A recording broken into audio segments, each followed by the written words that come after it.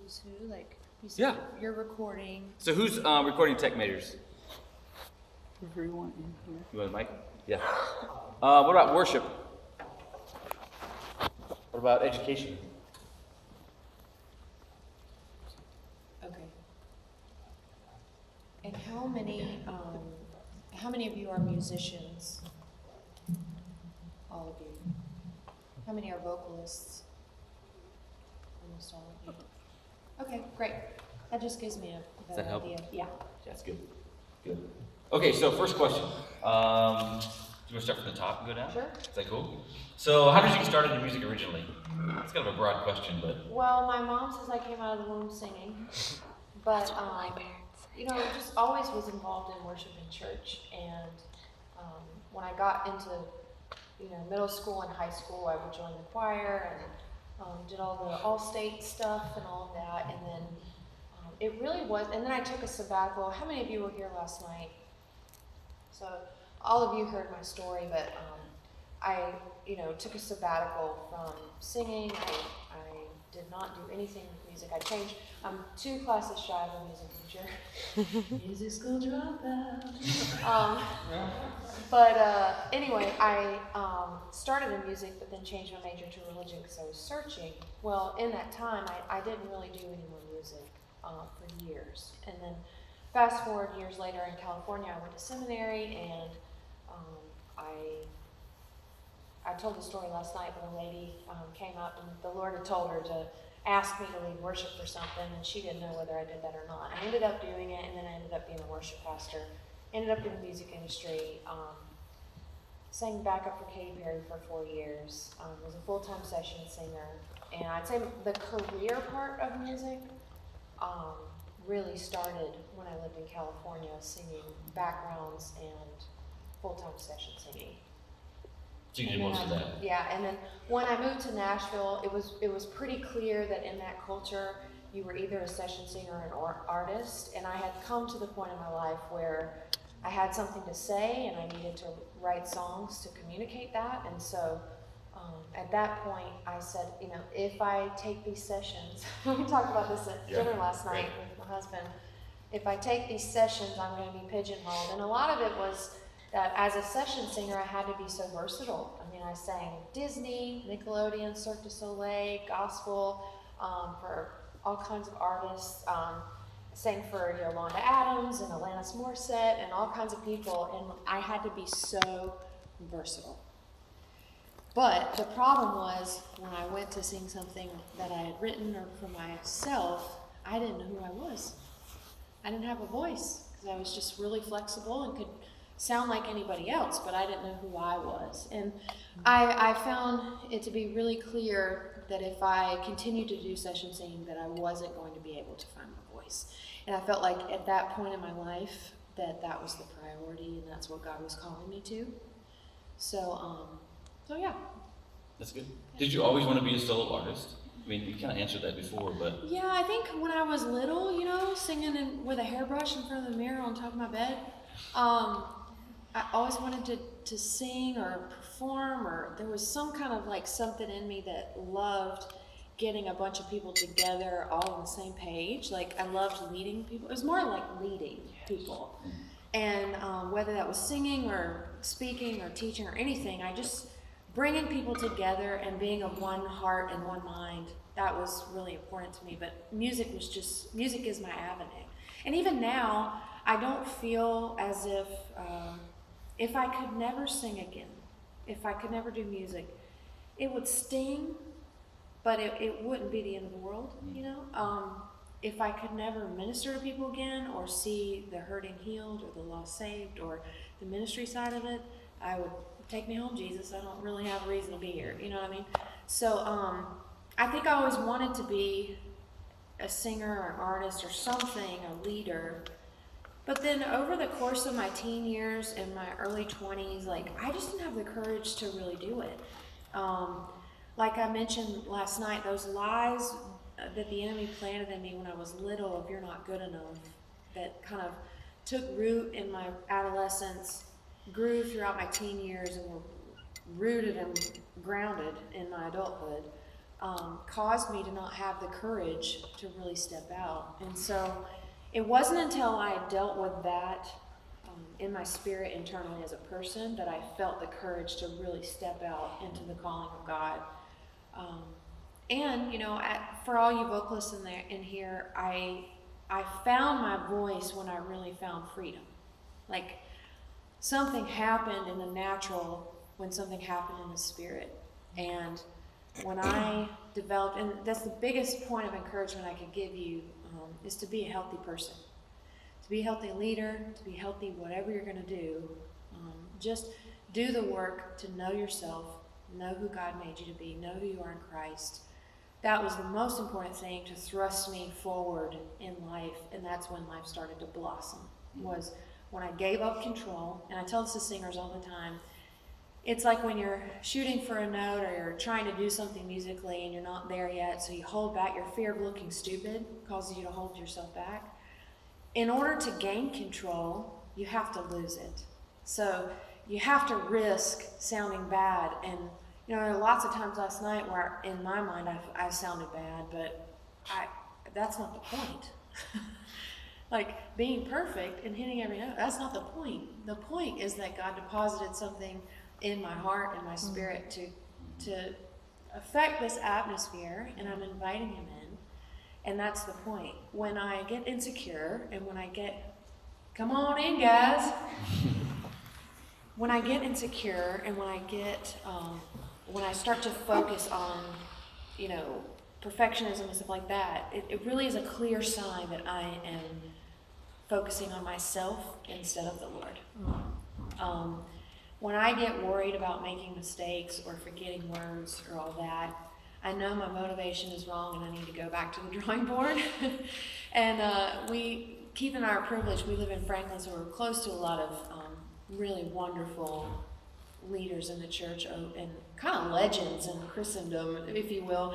And one of those is Christine Ockles. We go to church with her and Nathan, and they're wonderful people, huge champions of us. And I asked her one time, I said, Christy, do you ever get nervous to walk out and do something, especially if you're not feeling well or if you're having trouble and all that? And she says, what I do when I feel that is I go walk the aisles, because it reminds me of every single person in the room and their struggle and what they're going through and why I'm doing what I'm doing. And that creates the right mindset. And then all of a sudden you're thinking of, Lord, I am a gift to be given, not to receive. Like it says, the righteous are planted by streams of living water whose leaf doesn't wither. Blessed is the man who, Psalm 1. And basically when you're bearing fruit, you're not bearing it for yourself. Like a tree bears fruit for others. So when you're bearing fruit and your gifts and what you have to offer, whether that's on the tech side or singing or whatever, just however you serve, that's the point, is for other people. It's a gift. And a lot of times we think that what we're giving is our talent or what we have to offer, but we're really giving ourselves. We're the gift. It's the character. It's the part of our spirit that resembles Christ that we bring to the world. We're his hands and feet. So that's why it's so important to just do it with the right attitude, because you can do that was the Pharisees' problem, right? They were doing all the right things, but with the wrong attitude. And Jesus says, I haven't come to abolish the law, I've come to fulfill it. You say if you commit adultery, but I say if you even look at a woman. For you guys, it was circumcision of the flesh, but for me, it's circumcision of the heart. It's the motivation behind it. He goes a step further than the law.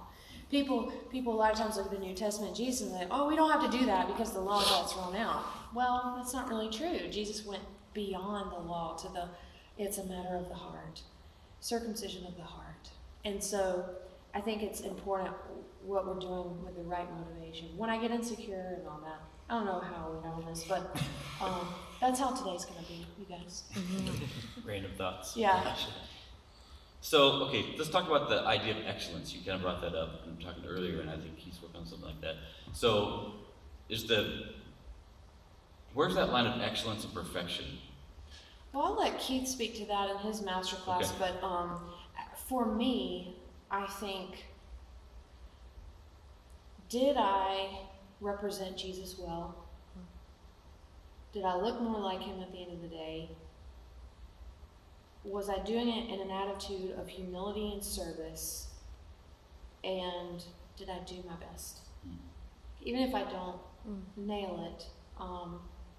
Like when I was in elementary school, I'm reminded of my mom, when I bring home my report card, I was terrible at math. I still am.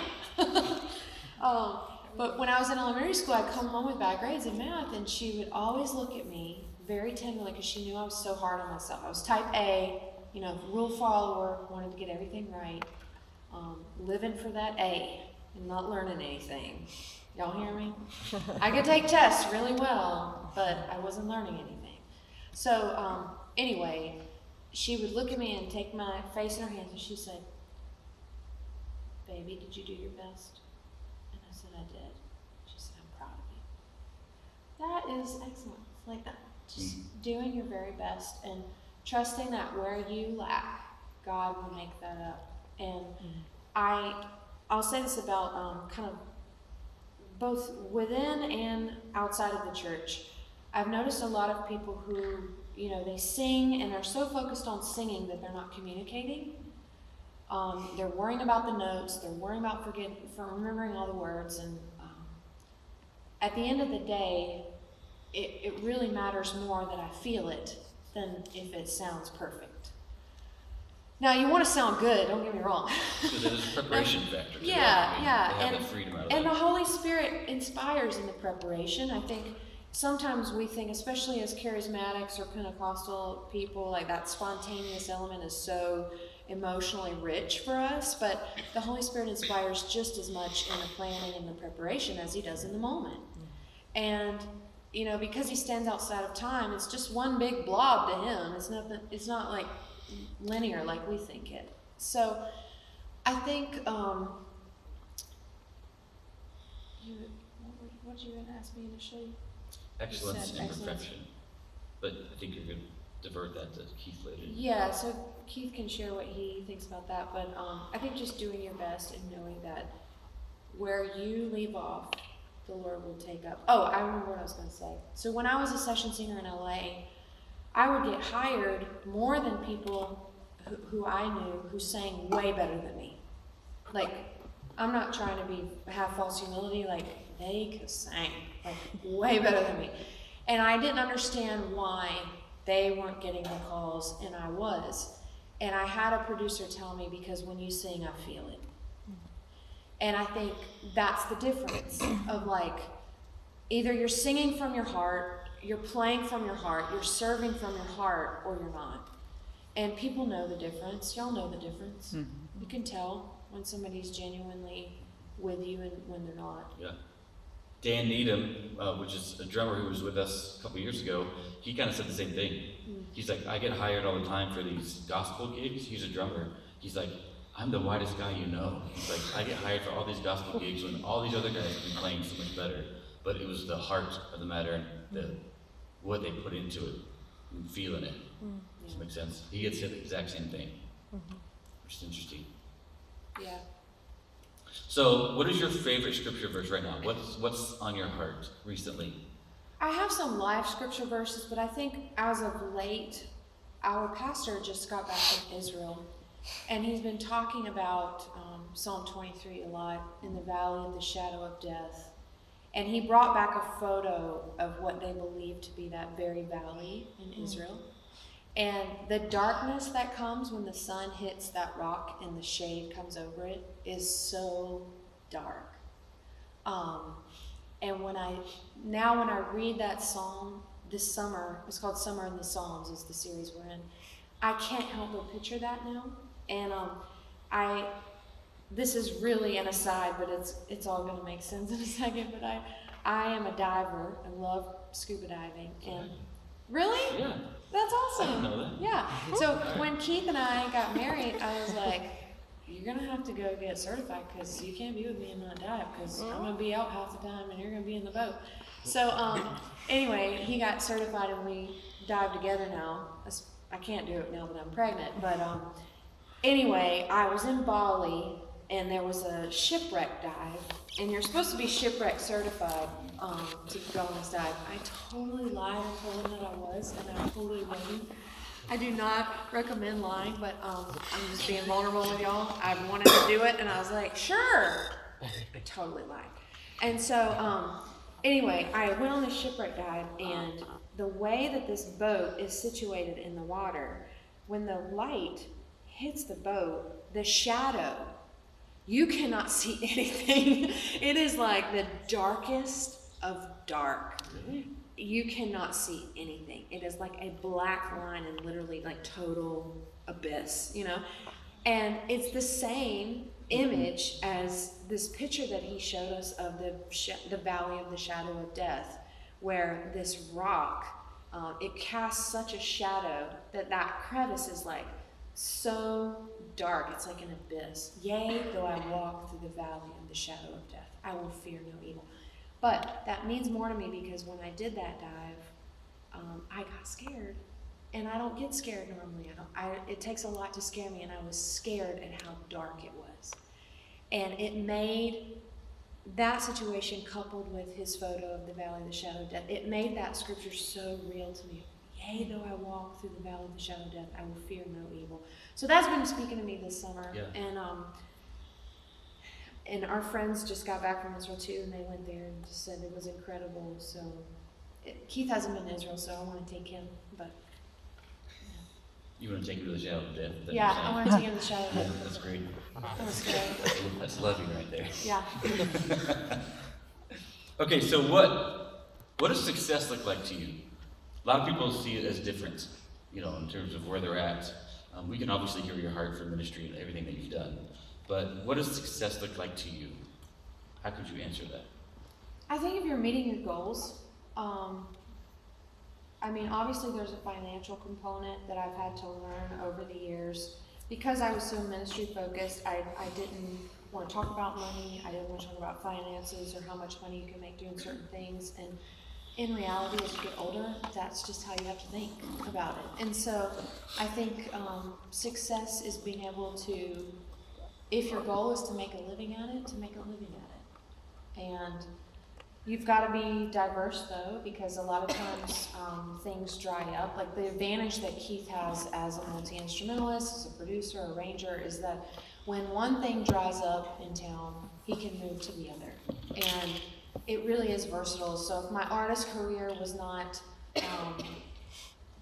making enough money, then I could go back to teaching lessons, or I could go back to teaching college, or there are certain things that I could do.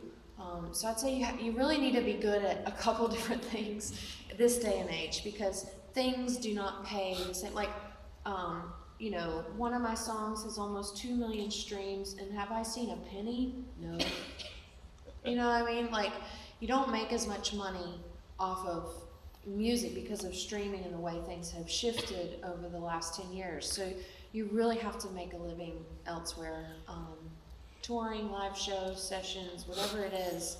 So success, I think, is just meeting your goals, whatever they are. If you want to make a living at it, make a living. If you want to make a certain amount or be happy, then if you're happy doing what you're doing, I'm not going to tell you have to make $100,000 a year. If you're happy making 25 and doing what you love and serving where you are, then that's success. Contentment, maybe. Contentment. Whatever that looks like. And whatever God has called you to do. Right. If you know that you're supposed to be, some people are called to give and to make enough to provide for others. And if you know that that's you, then get to it. Yeah. Get on it. Get on it. Yeah. Okay. Any questions for you guys? Yes, Sarah. What does a typical songwriting session look like for you? I think it's different for a lot of people. So I think some people write alone. I don't know many people who write alone personally. I think for me, it's either with one or two other people, usually two, because in Nashville, we have kind of a set pattern for writing sessions, 10 and 2, and they're usually 3 to 4 hours, and you're usually paired with two other people. One is typically a track-heavy person, someone who's good at tracks, and then the other person is good at lyrics, and the other person is good at melody. Sometimes you have all three are good at all of those things. It's a harder thing, but sometimes you've got two lyricists and a producer. What are you strongest in? I think lyric and melody. Melody probably the strongest, and lyric. I definitely have firm thoughts on how things should be production-wise, and you can ask Keith. Well, that was initially a point of contention for us in our relationship, working together as husband and wife, because he is a producer, and so he. That's when I first went to the valley. Yeah. The first visit. Down in the I will feel no evil. Yeah. So initially, like, he would work on something really hard. He'd have a vision for it or whatever, and I would come in, and to him, I was just ripping it to shreds. Just like, I hate those cymbals. I hate cymbals. So I don't want any cymbals anywhere. I hate clangy things. I don't want clang. But that's what makes me an artist, because I have proclivities. When you listen to other artists' music, it sounds a certain way because typically they have likes and dislikes. Even people's voices, they usually mask a weakness with a little something artistic-wise, and it becomes their signature thing. And we can point that out about lots of different vocalists, and musicians as well. But yeah, it looks different. Sometimes I come into the session with very strong ideas of what I want to write about that day, a phrase or a scripture or a heart prayer that is just like in my heart that I want to do, that I'm strong about, and I'll be queen bee that day. Like, no, this is where we're going. And then other times I come in and I don't have anything and I feel really blank. Those are definitely less exciting sessions for me. However, I have seen God move in those sessions tremendously, because in that sense, it's nothing that I come with on my own. I'm in complete dependence upon Him to rain down a song from heaven, to gift us a song. So yeah, it looks different for every person. I'd say when I initially started writing, I was very scared to throw out ideas. I disclaimed everything. Well, this might be stupid, or this may not be good, or I was kind of thinking this. I've learned to be a little bit less apologetic now, especially as a female, and that's another added element, because the writing world is mostly dominated by men, and the music world is mostly dominated by men, so I have to tread that fine line of being confident and forward, but not seen as a crabby woman. Do you know what I mean? Like a witchy woman. So there's that fine line of, speaking authoritatively but not sharply, with grace. And once you write, you find those people that you write with better. There's kind of the magic spark when you get together. I have a couple of those that I love to write with, and you'll find those people along the way, and you'll start to kind of, okay, these are the types of people I write well with, these are the types of personalities I don't, because it really is a relationship, and it's a give and take. And you don't always get your way either. Sometimes you come in with an idea that you think is like, oh my gosh, this is revolutionary, and then the other people are like, and you're like, so yeah. It looks different for everyone. Is there a different atmosphere between the secular and Christian songwriting atmosphere? Oh yeah. Yeah. I mean, Yeah. oh yeah. Obviously, with the different demographics. Yeah, you could show up late night at somebody's studio and they're all doing drugs and, in a trance writing music. Like you're there, you're the lyricist, and it's weird. If you can be in compromising situations, I would say the whole Me Too movement in the music industry and film industry in LA that everybody's been talking about and making the news, that really is kind of how it is. How many times have I been offered a record deal in exchange for, improprietous things? So there really is a difference. When you walk into a Christian session, most of the Christian session, you're going to begin with prayer. How's your family doing? And what's amazing about it, though, is you have a synergy right away with Christians that you don't necessarily have with people who aren't, because you have that baseline. So it's very different. It can be very different. But then again, in the secular world, it is, I hate to define secular and sacred, but for our conversation, I'll use those terms, but I'm one of those people where everything is sacred, you know? Yeah. But I do think that you can experience very professional environments in that world as well. And it depends. The session world is a little bit different. Also in Christian music, sessions can be a little bit more laid back. You'll show up, the studio's generally at someone's house in Nashville. We have a home studio, a lot of people work out of their home. And so the session world in Nashville was very different. You go in, if you're a good hang, you might get hired again. In LA, you just show up to a professional studio, here's your time card, blah, blah, blah, blah, blah. If you do a good job, you're gonna get hired back. Usually it's union rate, whereas Tennessee is a work-to-hire state, so that there's a difference there in rate. Like when I was in LA, I could easily make a living as a session singer, but when I moved to Nashville, I could tell that the sessions didn't pay as much, and it was just kind of like bro deals everywhere in exchange. Like, I'll give you some eggs from my chickens for a session, you know, I don't know.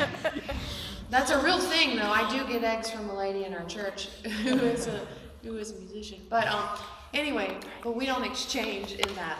That's not our currency. Yeah. So it's just different. It's different. And in New York, it's different too. They're a little bit brash, you know, in their dealings with you. In LA, it's a little bit more laid back. In Nashville, it's even more laid back. It's all about the backyard hang and networking and all that. Very different worlds, and you kind of have to be versatile in order to navigate all those worlds. And you also have to determine, do I want to be a session musician, or work in a studio somewhere? Do I want to have a job at a church on a production team or a worship team, or do I want to be a touring musician? Because those are three different bags. I mean, as far as a touring musician, you have to be have enough personality to get noticed, but not enough personality to where you're going to be, where you're going to be noticed, or you're going to be too much to handle on the bus.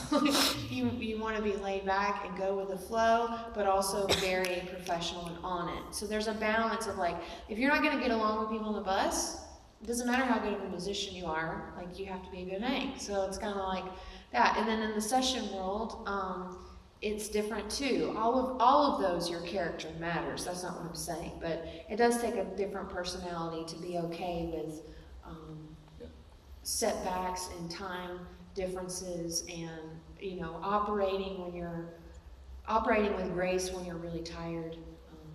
When you've been traveling, and world touring is different than U.S. touring.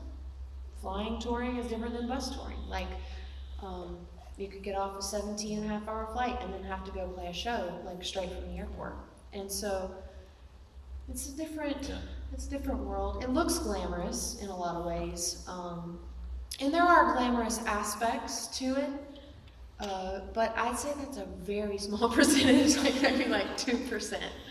Yeah. Yeah. That's good. Joel, you had a question earlier. Oh, yeah. So on the songwriting part, like, I imagine, like, in my mind, I've never been a part of the real formal songwriting process, but I imagine that there's kind of understandings on, like, if this becomes a recorded song, like how the royalties are divided. But what would you recommend for people who are doing it maybe with just like their friends or roommates or someone from church, and you haven't thought about, okay, who actually gets what percentage, who did the most work, or this part got left unfinished? Like, how do you kind of have those discussions and then figure out what to do with it if it actually becomes a song and it's called? Well, if you have a discussion, it's always good to do it before, never after. I've learned my lesson with that. I had a particular situation where someone came in, and I thought they were coming in just to work on some of the track as a musician. I didn't know that they were expected to be a writer on the song. And so I was left having to remedy that after the fact, so that was difficult. But I would say, again, you're looking at a little bit difference between Christian music, secular music, worship, pop, worship pop, or whatever you call it, CCM, there is a difference. So on the secular side, there's a lot more money involved, and so when a song hits number one, what is it, Keith, like 20 million right off the bat if a song hits number one? In the mainstream, I have no idea, but a country number one can make about $1.2 million for everyone, publishers and artists and everything, just to touch it. When it hits number one, right? Just when it hits. Yeah, when it hits number one. So, That's the line between. anyone who needs paid, that's about how much a radio single would bring in. So in the Christian world, For a Christian world, it's about 10 of that. You know, so, Isn't country the biggest, I mean, the highest paying revenue, I guess, on that aspect? No, probably pop. it's a growing thing for sure. Like pop music's a lot more than that. And they also, there's all kinds of pay to play and stuff that labels pay to incentives for radio directors, like all that thing. Quite a constant. I'd say in the Christian world, it's usually, if you're in the room, it's equal splits. I wrote a song, a big song, and one of the writers, there are no lyrics or melody or production at all on the song that was contributed by this person. But when they are in the room, I feel free. So they're contributing.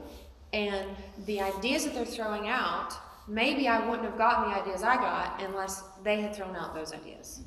So in the Christian world, it's typically equal splits. And then when you get into the nitty gritty of it, you have producer points, you have publisher points, writing points, artists. So Keith knows more about that than I do, but it does get complicated. So it's always good to be clear and have those conversations up front.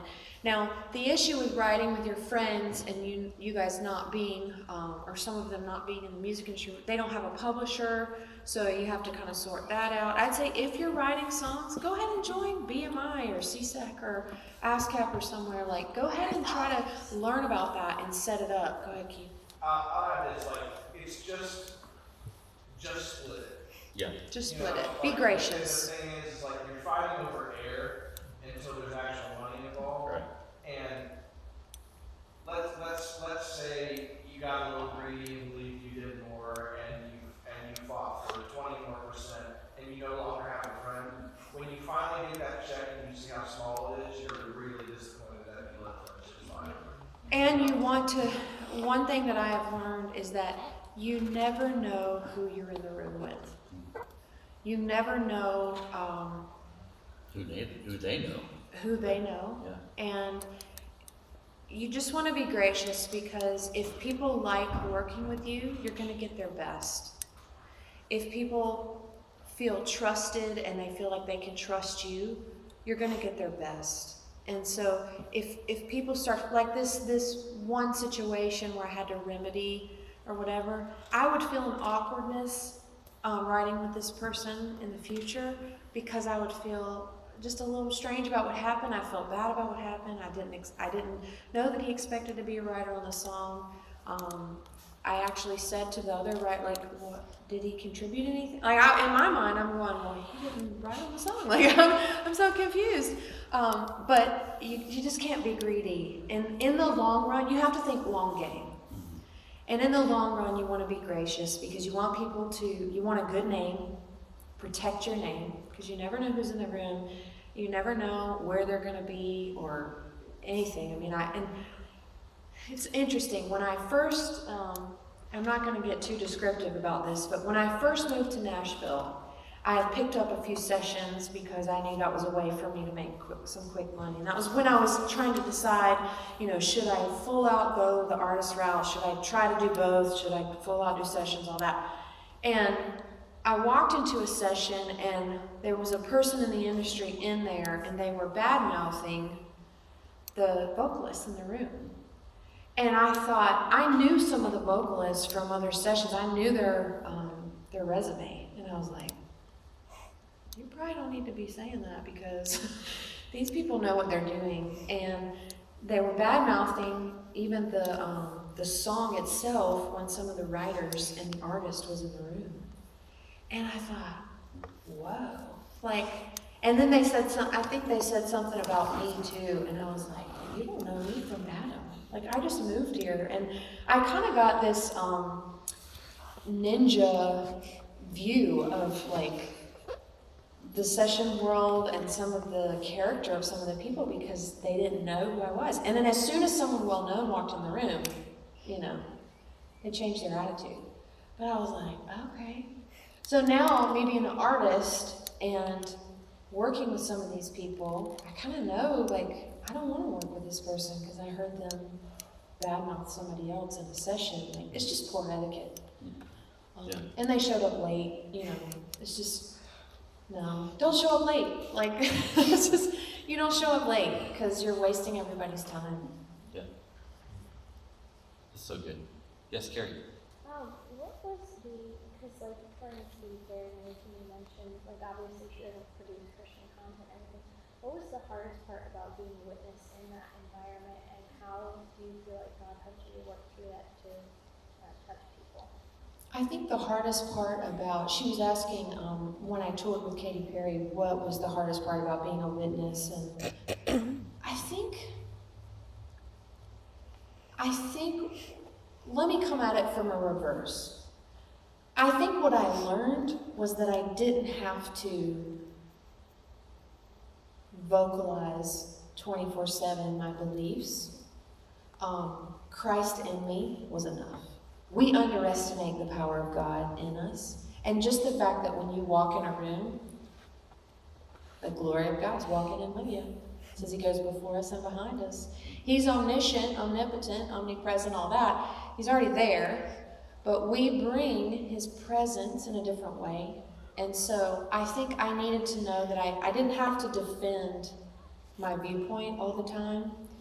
I didn't have to defend myself because, people made comments, like even Katie, made jokes sometimes about me being a Christian and all that. And if she were here, she wouldn't mind me telling you that. She doesn't give a flip about what anybody says. But anyway, I think I learned that I didn't have to overdo it. I just had to trust that God was going to open the door, and he did. There was a time when one of the dancers, her father was in a motorcycle accident and was hanging on by a thread, and she brought it to the tour, and immediately everyone said, they gathered around in a circle and they grabbed hands and said, Tasha, pray for us. And that it was so evident that whether they had admitted that to me or not, even the people who I didn't have a great relationship with or a close relationship with, they still, in that moment, oh my God, we need God, Tasha, pray. And then we had one of our dancers get spinal meningitis, or the bad one, whatever the bad one is, that I think it's spinal. He was hospitalized in Sydney, and the first thing, number one, the Lord told me that he was in his room sick. Like, I literally got like a word of knowledge that he was not okay, and I called the hotel and they busted down his door. It's a whole story. But when he went into neuro ICU, the first person they called, Tasha, can you come pray for Scott? And and then when we're talking about homosexuality and aliens and Republican and Democrats, like all that kind of stuff, they make fun of me and I'm the brunt of the joke. But when it comes to real matters, and then I had a friend on the tour who was Jewish, and when she had questions about Jesus, she took me to lunch and said, I'm really wondering, how does Jesus fit in? Is Jesus part of my faith? I don't know what I believe. I was just raised this way. They're coming to me with real questions. But I waited for those moments. I didn't take them. I loved them. I hugged them. I was the hugger. Everyone knew they could come. They called me Mama Tasha. Everyone knew that they could come and talk to me about their boyfriend, girlfriend, problems or whatever they're dealing with, their STD, all kinds of things in that realm, abuse, all kinds of things, and they weren't going to get judgment for me. And I had my pastor face on, my counseling face, like stone face, like they tell me something real crazy, and I'm like, just blank. No reaction from Just that. blank, because I did not want them to feel judged. And so I hope that answers your question. I try to come at it from a different perspective. I think one thing that was difficult for me was being alone, because when you are touring, like we would leave, one year I was only in the States 2 weeks out of the year, because Katie was doing the world promotional tour. So it was just, larger cities around the world, and we didn't really waste time necessarily on the U.S. because it's less money in the U.S. than the U.K. and other countries. So if there's an opportunity to do promo in those countries, you choose that. So anyway, we're on world tour. I was only home 2 weeks. So then, you stop getting calls for birthday parties. You stop getting calls to serve on a Sunday. You stop getting calls from your small group, if I was, let's go shopping or coffee or eat lunch or whatever. And even your family, like my mom stopped asking me where I was. Sometimes she'd just say, what country are you in? Or what part of the world are you in this week? Or yesterday. And so you stop getting calls like that. So you're really isolated. So unless you have a strong community that you can reach out to and somehow systematically stay in touch, you need a game plan. And that's just good for life anyway, to have a systematic game plan as to how I'm going to stay connected to people, because you can go months and then look back at your calendar and you think that you've been hanging out with people or having community, but then you look back and you're like, oh wow, like I actually didn't see anybody this last month. I didn't do anything fun with anybody. And so that was really important. I had to stay connected. Now I had a very strong base when I left. So every time we had a monthly email that went out, and I was constantly connected, but I was very lonely. I was one of 2 Christians on the tour, a 75-person tour. And one of 2 Christians, one of maybe 10% of the tour was straight. I would say even the other Christian, like he was having questions too about his faith, so he would ask me, am I saved? So we had conversations too, but that was hard. It was hard being isolated. And if I had not known who I was before, and I had not been a little older, it probably would have wrecked me. Because like I said, you get off this 17-hour flight and you have to go do something. You're so tired, and then you drink a lot of coffee or do something, or 5-hour energy, whatever you need to stay awake, but then by the time it is time to go to sleep, you're so wound up you can't go to sleep, and that's why people end up doing drugs, like on the road, and that's why people end up in the state that they are, like people like Britney Spears shaving their head and stuff, because you're putting your body through. We were not made to travel like that. God didn't make us to fly in planes necessarily that much, and to switch time zones. Like, it's not the natural rhythm of our bodies and how God made us. So I think it's hard. It's hard when you're in that situation to stay healthy. You have to work out. You have to eat well.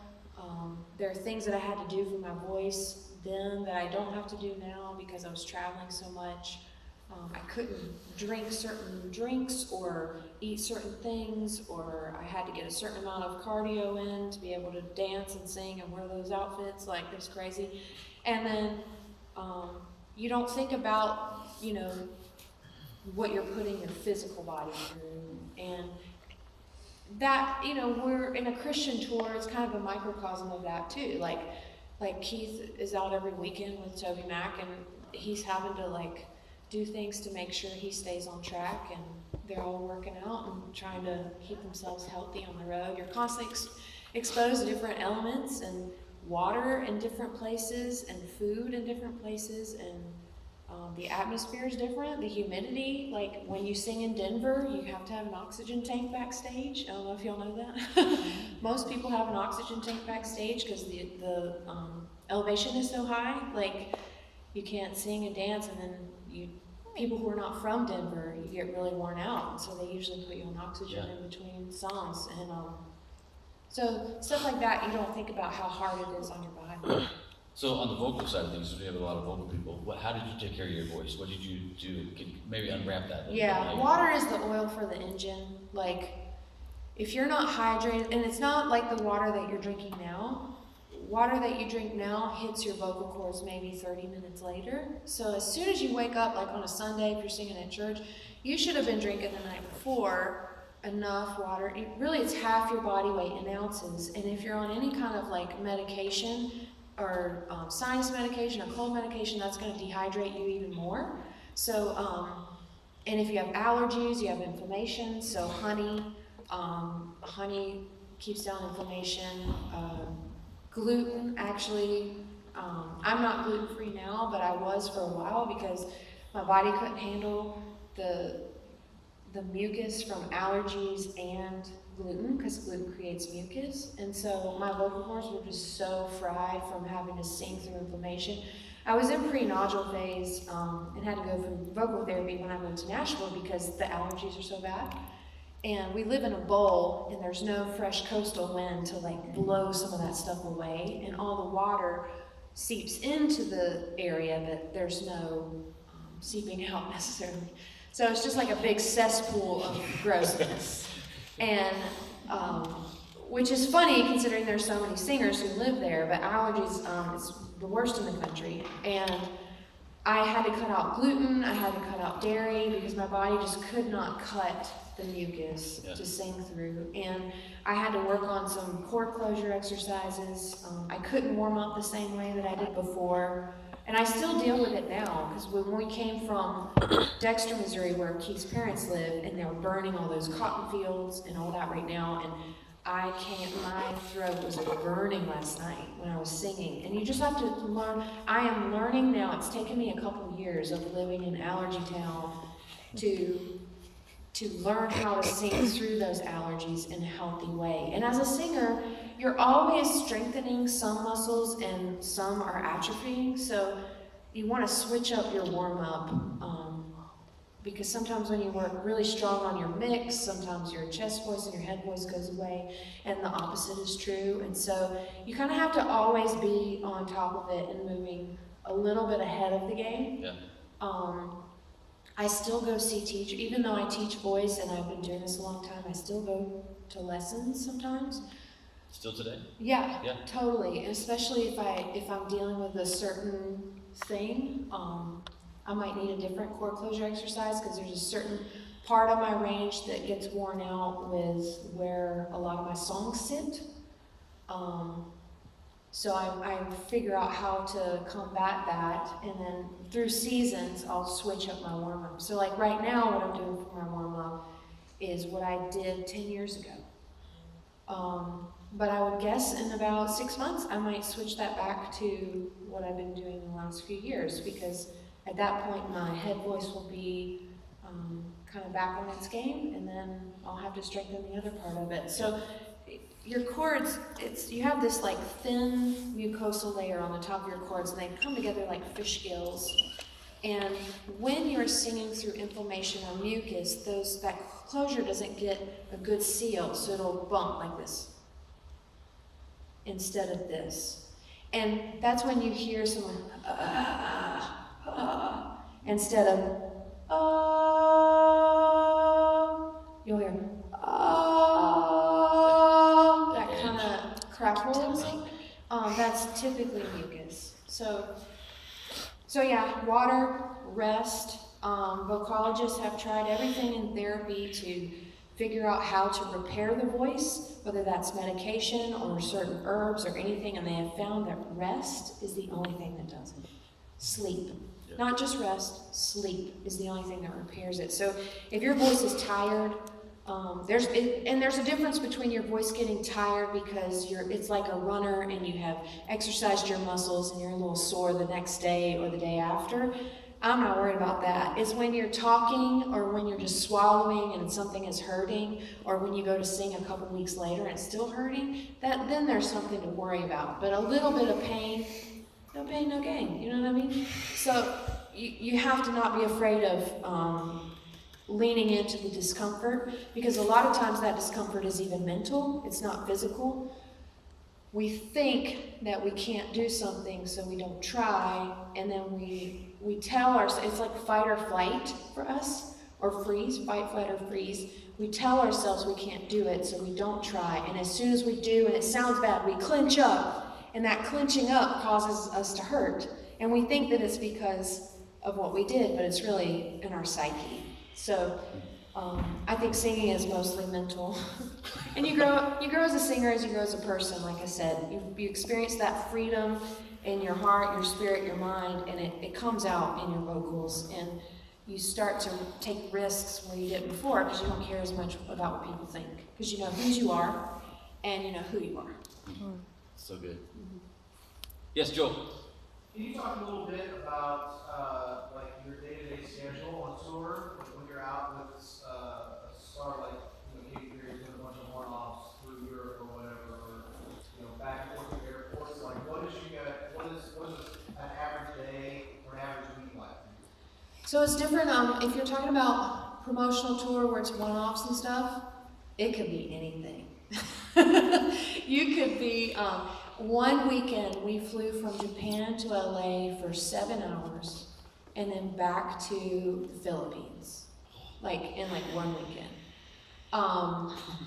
And then it's just a lot of waiting in airports, runners picking you up and taking you to the hotel, quickly getting ready, or the venue, quickly getting ready, doing a television show, and those are hurry up and wait things for a television show, because there's so much production and tech involved.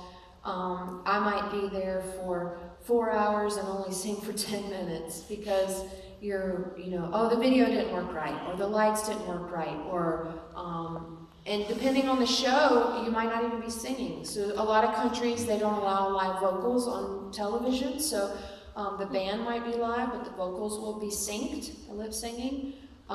And then vice versa. So sometimes the vocals will be live and the band won't be. SNL is pretty much the only one that's completely live anymore, that I know of in my experience. So I think that's the only one that's live. And even the background vocals, they'll bump up a little bit in the track, and I think only the lead vocal is completely live. So when you do a show like SNL, you have a rehearsal, but then you have the live show. The rehearsal, they record it just in case something happens on the live show, they can go back to what they recorded. Well, in that case, what they recorded might be put through the truck. So when I say put through the truck, they might have taken that audio and given it to a mixer or a producer and had them tweak it, edit it, and then feed it back in. But that would be only for the rehearsal. The live feed will be if you screw up, you screw up. So that's really different. So the one-offs, it's a lot of flying.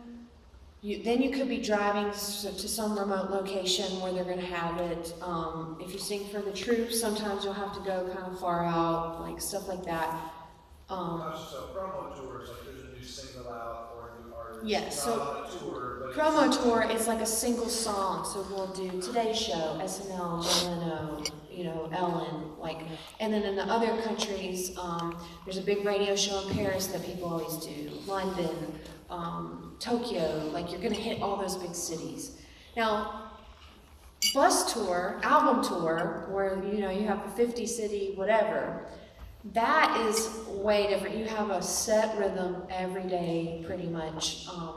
And we were fortunate because I came on with Katie when she was dating Russell, or before she started dating Russell Brand, and then they started dating and they got married. Well, when they got married, they had a rule that they were never going to go 2 weeks without seeing each other. And so we had a few days off. So it was awesome. And it cost her less to put us up wherever exotic place we were than it did to shovel us all home. So we ended up staying. But album tour is different because you do the show that night, you get on the bus, you go to sleep, you have to wind down first because you're all jazzed, from the show. You wind down, maybe get to bed 2 or 3 a.m., and then you're getting up 10 or 11, depending on what kind of person you are. and then going to catering to find some lunch, and then you're gonna have a couple hours to do whatever you're gonna do, and then you're gonna have sound check, and then you gotta get ready for the show, and then you do the show, and then you do it all over again. I was fortunate enough to, And the show's static, right? It doesn't yeah, the change a show's lot. the same, so you could do the exact same show 190 times. Copy, paste, copy, paste. Yes, Yeah. and all the crowds would be different. Depending on country, we would mix up the set a little bit, because Katie had an acoustic set, and we would tailor those songs to the country we were in, or whatever. And costuming would change, production might change, lighting would change depending on what venue you were in. We typically carried all of our own gear. We had 15 or 16 trucks, semis full of lighting rigs and production, catering, everything we need, the stage. And so production guys had it way worse, because they had to break down everything, and then they had to start literally early the next morning, getting the stage set up. But fortunately, for some of the areas in the world, we needed to leapfrog. So when you leapfrog, you have 2 stages, and one goes ahead to the next venue and starts getting set up while you set this one up. And U2 had to do that for their 360 tour, just out of sheer massness of that tour. They had, I think, 3 stages that leapfrog. And then when you think about it, if you have to go to another country, sometimes you can't fly that gear, you have to ship it. We have to cargo ship it. So that takes longer, so it really takes a lot of planning.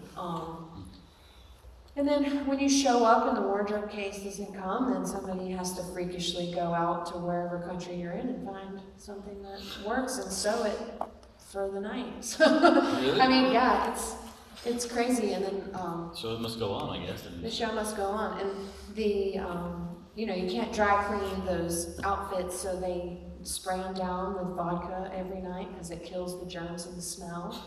And it's like alcohol Yeah. basically for the fabric. And there's a lot that goes into it that you don't think about. Yeah. And just making sure that that you're fitting your costume, because they can't necessarily let it out because they're so intricate. So you just have to make sure you're in shape. I don't know. I remember one time, this is a funny story, it has no spiritual content. One of the wardrobe girls, So keep going. we were going somewhere, and we had some time off, and Erin Moreau, she's a famous dancer in LA, but now she's called the Bling Lady because she puts rhinestones on everything for everyone in LA. And she was one of our wardrobe people, and she fitted me for my costume for the next, for 2 weeks from then. It was like a big television premiere or something. And she took me aside and she said, you know, Tasha, I can't let this out in a couple weeks. So you need to stay the same size, okay? She said, actually, it would help if you lost 2 pounds.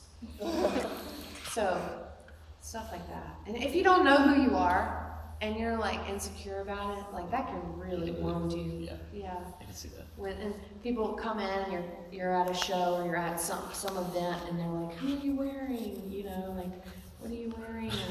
And I'm like, Target, Yeah. Target. That's what I'm wearing. Target.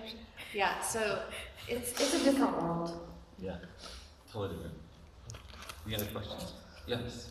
You mentioned when you were on tour some types of food you couldn't eat that might have been bad for your voice. What kinds of stuff was that? So dairy, gluten. Did you guys hear that question? What was bad for She you? asked what was bad for the voice. Super spicy food. So I didn't do any soda. I didn't do a lot of chocolate. Caffeine, like stuff like that. Now, at this point in my life and career, it's more important for me to be awake. So, because I can muster what I need to if I have the energy, but when I'm so tired, I need a cup of coffee. You know what I mean? So I make concessions there, but yeah, there were some things like that. Any kind of cream-based thing or something that would cake. Things that help me now are those plain classic Lay's potato chips. Something about the grease in those really helps me. Some people like to drink a little bit of Coke. when they're in a session. When I would do long sessions, I would take a little can of pineapple juice, because that coated my throat. Now, I don't do any of those tricks really now. Some things that I definitely use though, honey, because it brings down inflammation. And I have these cough drops that are made of like, I think they're called throat ease cough drops. I still use throat coat with a lot of honey. There's this thing called Singer's Secret spray, Entertainer's Secret, if you're really in a bind. But you don't want to use any of that. You don't want to become dependent on any of it. You want to use it by choice, not necessity, because your vocal cords will stop producing the moisture that they need to. So, but ultimately water. Water is the oil, and with a good pH. I cannot drink Aquafina water because the pH is so low. I'm more thirsty when I finish it than, and I don't say that to be a pompous water snob. I can tell a difference in my throat when I drink Dasani or Aquafina. I feel more thirsty. I can taste the sodium almost in the low pH. But if I have something like Fiji or Evian or something like a higher pH water, it feels wet when you go take a water test, y'all. Go out to the gas station, get a few different waters with higher pHs, and taste them. It really does taste different. And so I was very particular about the water that I had. But then when I was traveling to different countries, I did have, and I might have paid for this later, considering some health issues I had, but I drank a little bit of tap water everywhere I went because I just needed my body to be like fighting off whatever. Now, not India and not Africa. There are some countries that I did not drink tap water in. But some of the European countries, Asian countries, I made sure to take in just a little bit of it because it helped my immune system, my blood. And I was always pretty healthy. Yeah. When you did get sick on tour, the one time I remember we passed around, you're in close vicinity on the bus, and we passed around strep throat for 2 or 3 weeks. Oh, no. Everyone was getting it. Katie had it. Every single person on the tour had it. And we were so sick. And they call in what they call a rock doc. They're a doctor, but they are a little bit more lenient on their prescriptions. And they shot us up with something, and we did the show. Probably and it was like, Oh, the Indian doctor. yeah, and it was amazing. And then after that, I crashed really hard, but I sang really great that night. And they shot something directly into my vocal Oh my cords. God. Steroids? They did steroids, and then they gave us some other shots in our hips, and It's called crack. So they kind of stuck it wonder in your sometimes. Yeah. like a What needle happens if you're on to the tour and neck. you get sick and you just simply cannot perform? Your best defense is just to not get sick. Yeah. So I constantly wash my Or hands. don't tell anybody. Yeah. No needles. I constantly wash my hands. When I did get sick, I didn't whine about it. I didn't complain. I didn't talk about it, like you said. You just go on, because if you make a reputation of being the one who whines a lot, or makes it about them, or is weak and tired, or all that, then you're not going to get called back. Right. And so, try not to get sick. Eat as well as you can.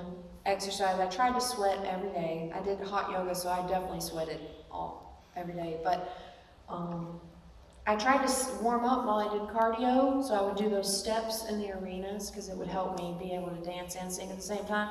I couldn't do that now for the life of me because I'm out of shape and pregnant, so I would fail miserably. But anyway, I try not to get sick. And then when you do get sick, rest. Don't take any chances. Especially vocalists, because your body is your instrument. You have to take care of it. And then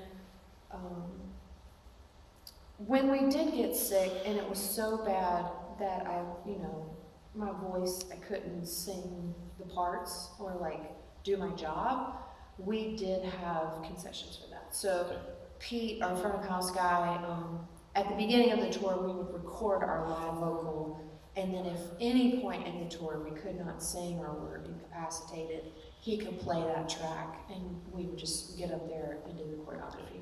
And then one time, This might be kind of personal, you don't have to answer, Yeah. but would you still get paid? yeah, Okay. Yeah. Even though you had a night Because off? it happens. Yeah. It happens. And you're still doing you're still up there doing the choreography and doing Oh, but everything. you're You're just just lip singing. singing. Gotcha. Yeah. So there was only one time that I physically couldn't make it because I was in Kenya on a mission trip, and it was for Katie's movie premiere. And they did a casting for someone who looked like me and fit in my costume. And then Katie put my vocal track, she lip sang to my vocal track. Okay. So that was the only time that I missed a physical show. That's a show. Yeah. In 4 years. Yeah. Just one show in 4 years. Yeah, and it was optional. It was optional. It was added later. It wasn't like yeah. And I never missed a rehearsal. Nobody did. Yeah. Nobody did. Well, that's the professional side of it. Yeah, you don't miss. You do it. That's funny. And you're there on time. Yeah, true. I feel like from like a public perspective, Jordan kind of romanticize Sharon's schedule and everything that you had to go through. So satisfied with the experience of it. Oh my gosh, yes. I mean, I think I initially was really disappointed in the fact that I wasn't married with a family at that point in my life, because at that point I was my late 20s, I think, mid to late 20s.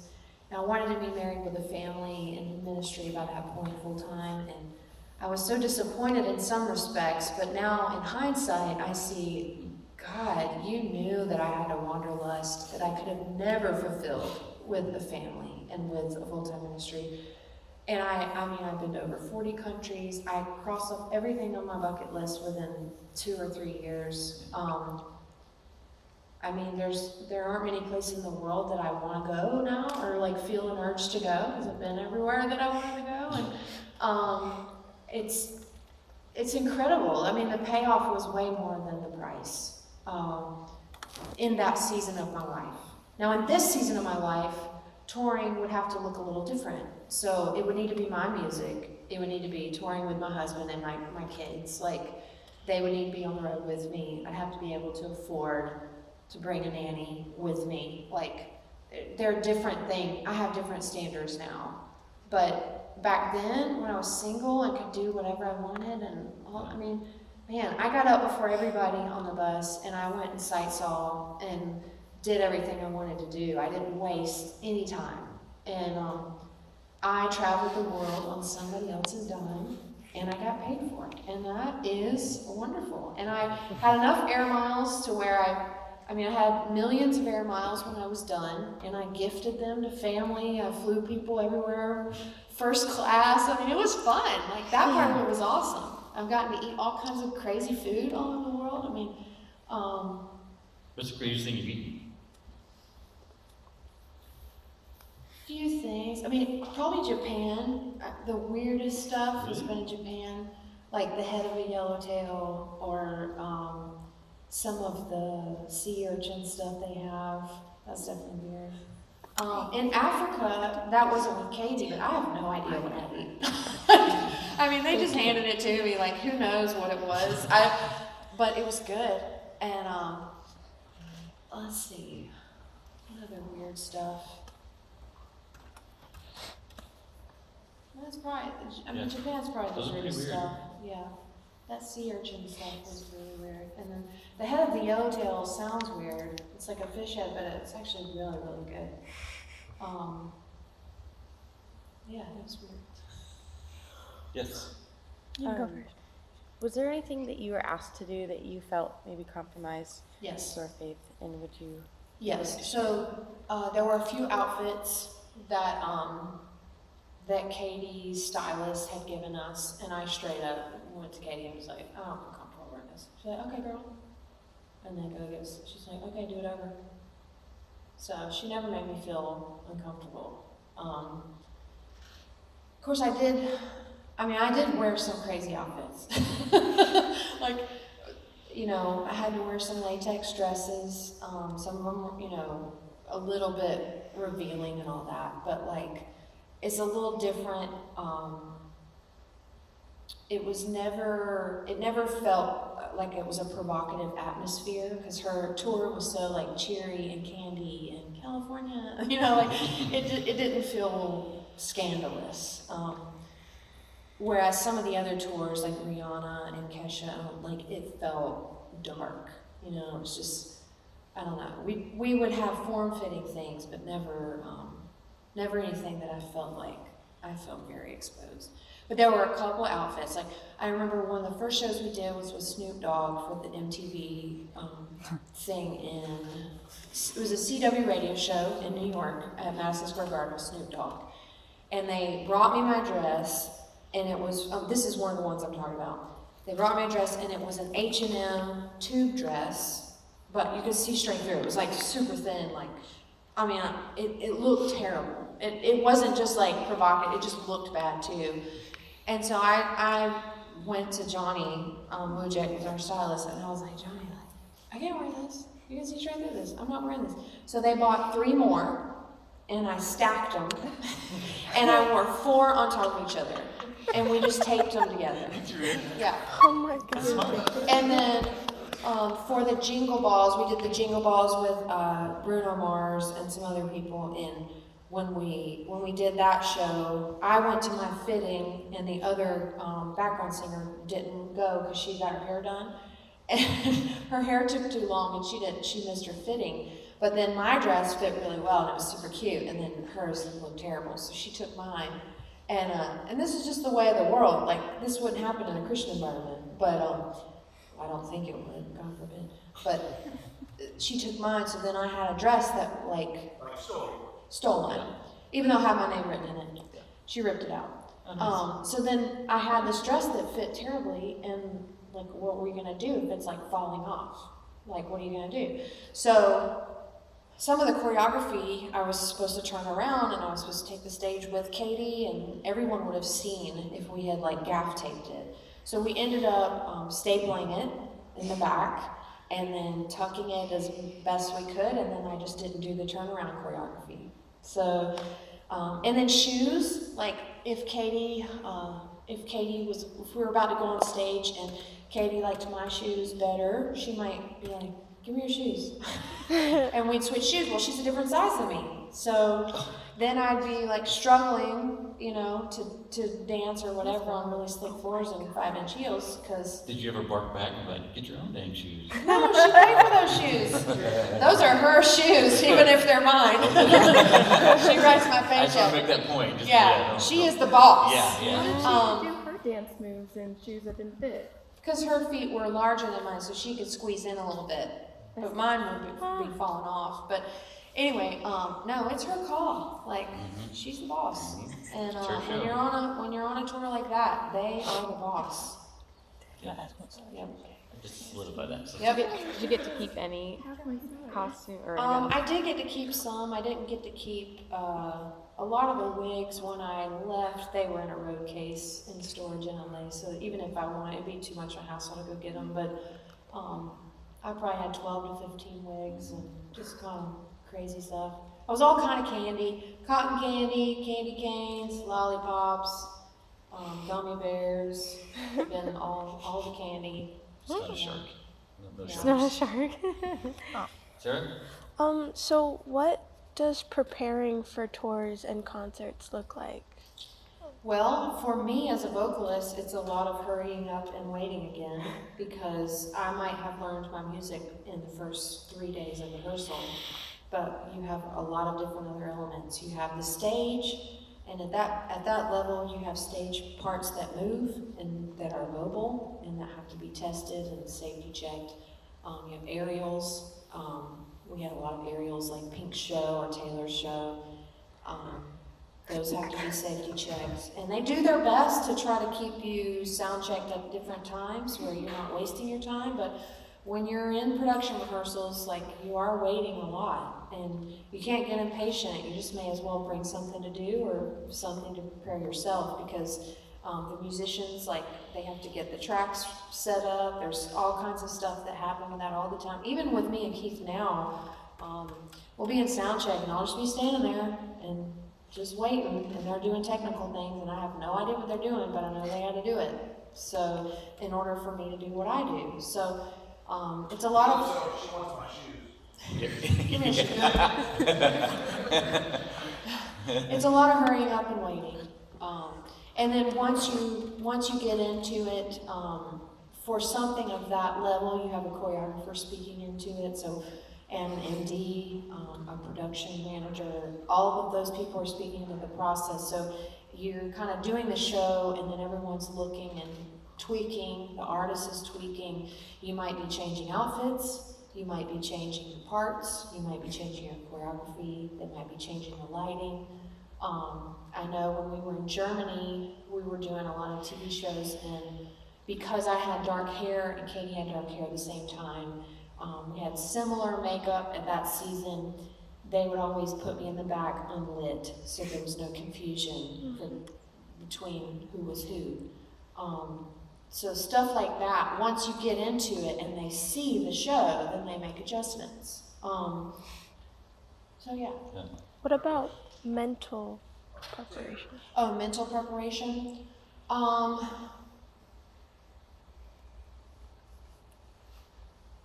I am fortunate enough to where the bigger the group, the more comfortable I am. So I didn't have a ton of nerves to work through, because if there's 100,000 people, I'm like, all right, let's go. If it's a small group like this, I'm like, oh my God, I'm gonna mess up. Because it's like a disassociative thing. When there's that many people, it's like they don't even exist. It's like being in a plane looking down at things from 30,000 feet. It doesn't look the same, and you can just kind of, they're just a blob out there. Whereas when it's a small group, you can see eyes and you can see reactions to you and all that. It's different, it's more intimate and vulnerable. But I would say I didn't have as many nerves to get over as long as I prepped. So if I went over my choreography, if I made sure, we always practiced in front of a mirror for a while, if I made sure we were in sync, all my parts were good, I always record myself. I do this to this day. If I'm gonna sing something, I record it, I listen back. I tweak, I record it, I listen back on my phone or in the studio, whatever. That's the best way, because you have 3 different voices. You have your first voice, which is the voice you hear in your head. Then you have second voice, which is what your ears are picking up in the room. And then you have third voice, which is what other people actually hear. So in order to get from that first to third voice, I've got to record myself and listen. And then I can hear things that sound different in my head because of resonance. And then you hear it outside of yourself, and you're like, oh, okay. So if I prepped my choreography, made sure I, felt prepared, I didn't have as many nerves. Now, you always have that initial nervousness when you walk out into an arena on stage, fully lit, and there are 90,000 people in Wembley Stadium looking at you. Like, there is an initial, and then you get over it. But I would say as long as you feel prepared, it really helps with a lot of those nerves. And at that point, in production rehearsals, you're doing so much that by the time you get to actually doing the show, you've already done it so many times that you feel comfortable generally. They want to make sure of that. Talk about what makes a great session singer versus a live background vocalist versus an artist versus a recorded artist. What are the skills that are slightly different in all those things? Yeah, so I think for any singer, you need to know how your mic, and this is for tech people too. Some mics sound good on some people and some mics don't. You can have the same singer with 10 different mics lined up, and some of them sound great and some of them don't. Mine, I love a KSM9. S57 is not bad. I prefer the KSM9 though, but the tone of my voice is very sharp, so I need something to kind of warm it up, So I'd say first of all, you need to know mic technique, because in a live situation, you need to know what kind of mic you're dealing with, whether, it's picking up right here or whether it's picking up, what's that called again? Puller pattern.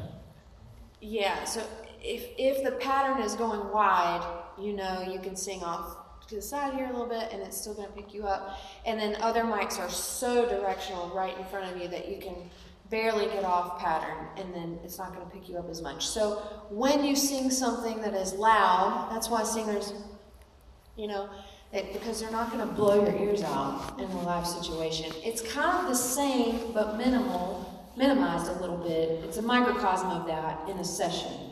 So if I'm on a mic, I'm going to be as close as I can be so it can pick up every single characteristic of my voice.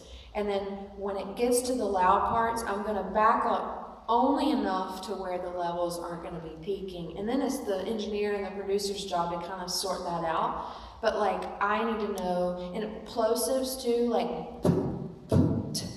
you know, I'm very careful with those. Sometimes I'll turn my head slightly and I can still get the creative element of that consonant, but without the plosive. You see just the direction of the mic? So like in a session and a live situation, I'm gonna know how to work the mic. I think there are some things that, again, like with session work, I'm going to be right up on it, characteristic. I'm probably going to sing a little softer in a session, depending on what it's for. In a live situation, it's different. I'm going to sing probably a lower key than what I recorded it in.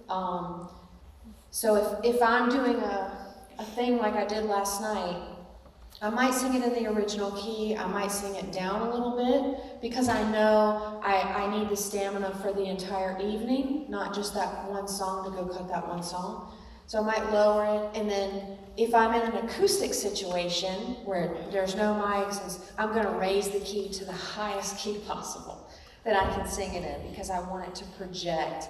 In higher voices, you know, the hierarchy of, you know, bass, tenor, alto, those sopranos, you don't need as many because they cut. And my voice cuts. I have a very forward placement. So I have to be very careful, number one, to not be too cutting. I've got to warm up my tone a lot. But also, if I'm in an acoustic situation, I'm going to raise the key so that I can cut up against all the other voices in the room and still be able to lead.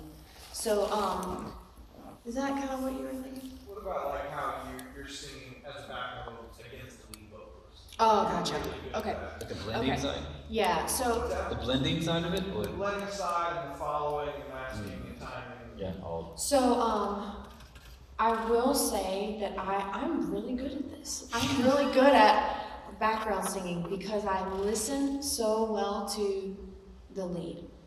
I listen to how they're saying their words, when they're cutting off, when they're breathing, when they get breathier, when they have more of a straight tone, when they have a shaky tone, when, like all the characteristics. And when I work with church worship teams about like worship vocals and people singing with the worship leader, I always have them shut their eyes and just listen to the lead. Whenever I would do sessions, I would go in and I would only listen to the lead. I would not think about the harmony yet. I wouldn't think about the parts I was going to do. I would only listen to the lead like 3 or 4 times through. Sometimes that's all the time you get. And sometimes you don't even have that. Like when I did sessions for Nickelodeon, it was sheet music. You just go in and you read, and it's really fast. You don't have time to practice. You just have to nail it. But when I'm doing backgrounds for sessions and stuff, like I only listen to the lead. I try to match the way they're saying their words, their tone. I mean, everything. I'm just trying to mimic them as much as I can. And you also don't want your tone to be so forward or sharp that it competes with the vocals. So even on church worship teams, like I typically tell people not to do like 3 harmonies, just stick to 2. So it's not old school 3 harmony for a modern worship setting kind of thing.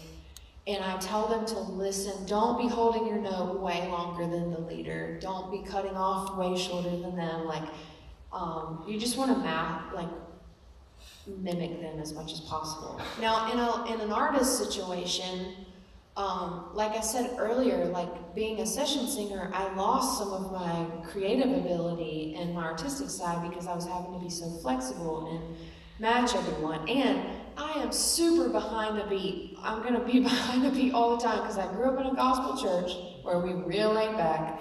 And I am so used to ghosting people and following and waiting like that millisecond to see where they're going to go so I know where I'm going to go, that I hold back. So I constantly have to watch that.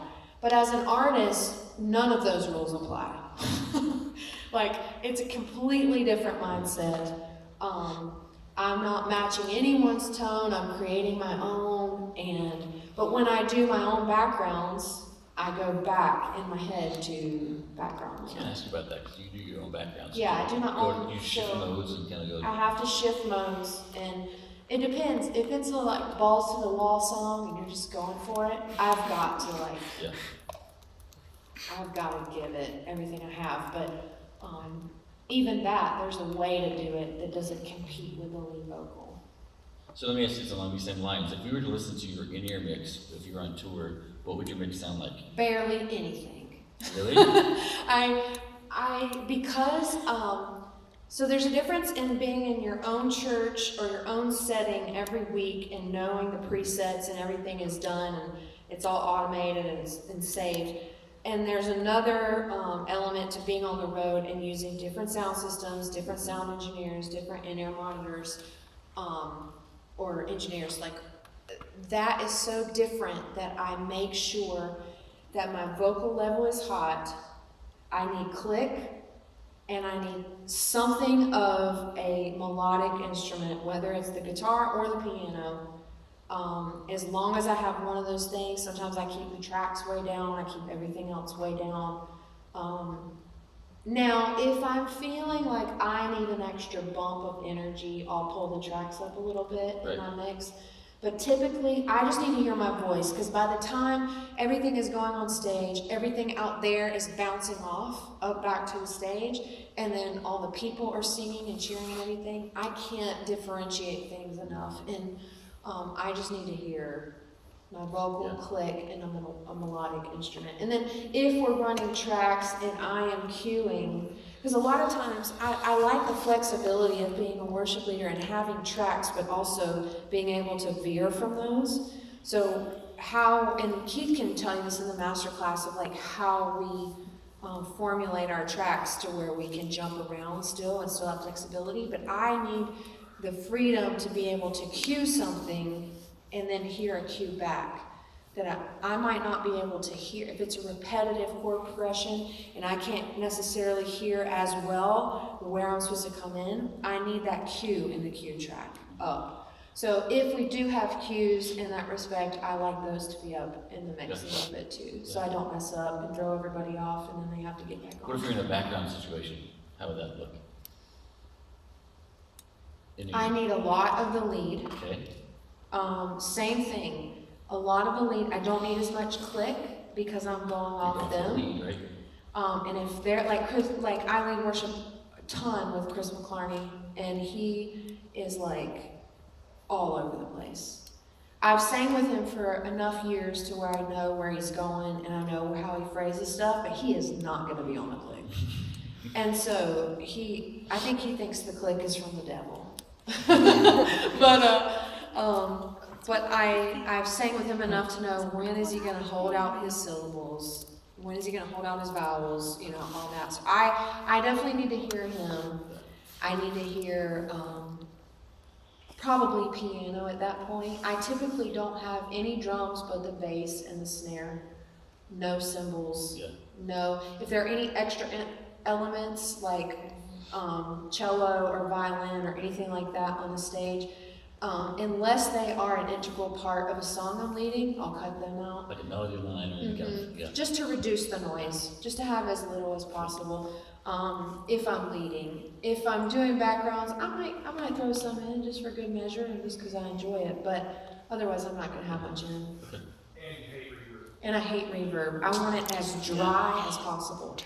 Because I like to record that way because they can always add reverb later. They can always tune it. They can always add those elements. But I need to know what I'm giving you. And I need to know what I'm hearing. It's, sometimes I do, and back to in-ear monitors, that's a good point. Sometimes I do take one out slightly depending on the room. And nowadays, Ultimate Ears has these ambient filters that you can take out so that you can hear a little bit of the room along with what's going on in your ears. I have those ambient filters in there, but because my life is crazy and I don't want to lose those little parts, I don't take them out a whole lot. I'll just slightly break the seal. But if the stage is really loud and I feel like I'm going to damage my hearing, because my hearing's already been damaged, so if I feel like it's gonna damage, I won't do that. But if it's a smaller setting where I need to hear the acoustics of the room, or it would help me to hear, then I'll slightly break the seal. Yeah. I like the no reverb aspect. 'Cause Absolutely I think a lot of nothing. people I don't want get stuck anything in on that it. because Yeah. they try to use reverb as a cover-up, and all reverb does is just make mistakes sound like it's in a big room mistake. Yeah. That it covers things up. Yeah, Does and that when make I'm, sense? and when I'm Yeah. recording, it's very few and far between will I have both ears on. Because as a vocalist, I need to hear what my voice sounds like in the room. Like when you're, it's like any instrumentalist who has something in front of them, like either a shield, or Keith has one for his trumpet, this little piece of glass he puts on his music stand that bounces, or plastic that bounces back the sound so he can hear what's going on. It's the same for a vocalist, and if I have both ears in, sometimes it distorts a little bit of reality for me in reference to how much I need to work or not work, or I want to hear every little nuance. So what I'll do is I'll literally, I'll take one ear completely off, and then I'll put this one only a little bit where I can hear it. And I'll sing like that, because it's total raw vocal. And I know what I'm giving the producer, I know how I'm sounding. But some rare cases, and I would say it's typically softer songs that need a little bit more stylization and breathier, then I'll put both my ears on. And that's pretty rare that I wear both of them in a recording session. Those are good techniques. Yeah. To have. Any other questions? Let's go back here. Yeah, go ahead. You traveled all over the world. I want to know like what your favorite place was and why, and kind of that experience. I have a top 3, and they're all really unique. So one of them is Iceland. It's the most uniquely beautiful place I've ever been.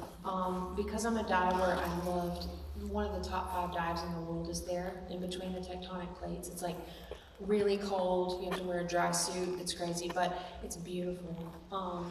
So I loved Iceland. The food there, it's all about the food for me, but the food there was not as good as other places, but the beauty was like way worth it.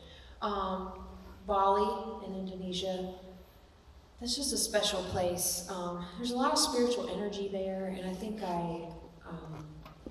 not that I agree with all of it, or think all of it is of Jesus, but there is something there that I really enjoy. Like I feel very open when I'm there to God, and the jungle there is really, really pretty. I love the rafting and stuff there is really pretty. Like everything in the jungle is like special. And then South Africa, because Africa is my happy place. Anywhere in Africa is my happy place. I love Africa, and South Africa is especially beautiful because it reminds me a little bit of Malibu in California, where I lived. It's kind of like this really pretty European town on the beach, and Cape Town is beautiful, and I love the people. My favorite culture as far as people has been Africa and maybe Italy. I love those 2 cultures. They're very warm cultures. You know, there's a difference between warm and cold. And I love warm cultures. So all 3 of those places are pretty amazing. The traditional ones like Paris and Tokyo, like those are really cool and awesome, like super rad. But I just, having been a lot of places, I think those 3 are like super unique to me, and I like those. Yeah. You should connect with Hudson. Hudson's back here. He's from Africa. Where? Oh yeah. Oh, Durban is nice. It's a big vacation spot. That's awesome. Is there another question? Yeah. How did you like maintain like a humble heart while in like the craziness of like tour and everything? I don't think I had to maintain a humble heart as much as I had to gain courage. If anything, I had swung the pendulum because I'd grown up super religious or in ministry. Like the point is to like not be seen, and then the Lord threw me into this thing where if I'm not noticed, I'm fired. You know what I mean? So it's this weird dichotomy, and I think that was God's way of kind of bringing me to a healthy center of like C.S. Lewis, I think it's C.S. Lewis who says, true humility is not thinking any more or less of yourself. And so I think that my struggle was not as much humility as it was, or not in, as far as C.S. Lewis's definition, yes, my struggle was humility, but I think I needed to gain confidence and courage and know who I was in Christ. And I think as women, we tend to be on the opposite side. We usually have to learn how to be more bold, not necessarily more humble. Not on a personal, spiritual level, because we have the human condition, so we're all prideful and terrible. But you know what I'm talking about. Yeah. So I know you mentioned LA and Nashville and New York. So like as a Christian artist, which place would be the best to go and get plugged in? I mean, hands down, Nashville, right? Nashville, I mean, it's the center of a lot of things that are Christian. So Christian publishing, Christian writing, a lot of the labels are there. Not many labels are not there as far as Christian labels. The writers, the industry, award shows. I mean, a lot of people who are in that industry are based out of Nashville. So I'd say Nashville. And then LA has some good Christian people. They toe the line between being in the music industry at large and also in CCM. So you're going to get a little bit split efforts there. But I'd say if you want to be a Christian artist, definitely Nashville. So you said you're a worship leader. Can you speak more to that? Because I think that's really cool. And how does being a woman come into affecting worship leading? Well, I need a lot of grace because a lot of churches that I go into, they may not recognize female leaders. And so I have to have grace to know who I am regardless of who they think I am. So in that way, when you're dealing with those churches, do you have to be more bold or are you more? It depends on the setting. I tread carefully. You're not leading anybody if no one's following. And so if I go in there bullheaded and try to take them somewhere they're not ready to go, then I'm not going to do anybody any good, including me. I'm not going to get us back. But if I go in knowing where they are, and meeting them there and gently kind of leading them, just being a little bit ahead of the game, like not so far ahead that they can't see where I'm going, but a little bit far, and that's shepherding. That's like true shepherding, is to lovingly bring people from where they are to where you need them to be. And I tell my students all the time, every good worship leader needs a healthy dose of I don't give a crap. Because you are going to walk into situations where the Spirit is the opposite of what you're bringing. If the Lord has told you the songs for that day and the direction for that day is joy, 9 times out of 10 you're going to walk in and their reaction's going to be sour. You're going to have to lead them there. But you can't just force feed them. It's like my toddler. I have to make him think that it's his idea. and manipulation in Scripture, it says, is the spirit of witchcraft. If I do that in a manipulative way, out of my own strength, then it's witchcraft. But if I do it under the leading of the Holy Spirit, like God prophetically, this is where they are and this is where you want them to be, tell me the L and OP of how to get them there. That is the spirit of Esther. That's a spirit of that for such a time as this, she was very careful and she politicked her way. I've had to learn. I was so passionate when I was younger. It was like a bull in a china shop. I would have just gone, oh Jesus, wild, crazy, whatever.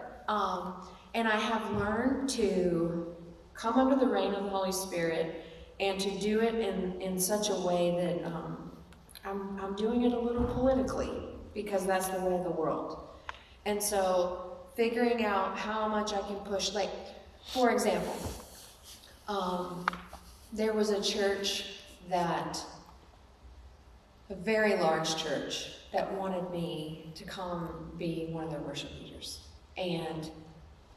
But they do not recognize female pastors. Well, I'm a pastor, so they are coming against my core identity right off the bat. So how do I handle that? Like, when we were considering whether or not to take that job, we considered, well, if Keith has the title, I don't need a title. I have a function in the kingdom. So I can do whatever God's called me to do no matter what anybody thinks that I am or calls me.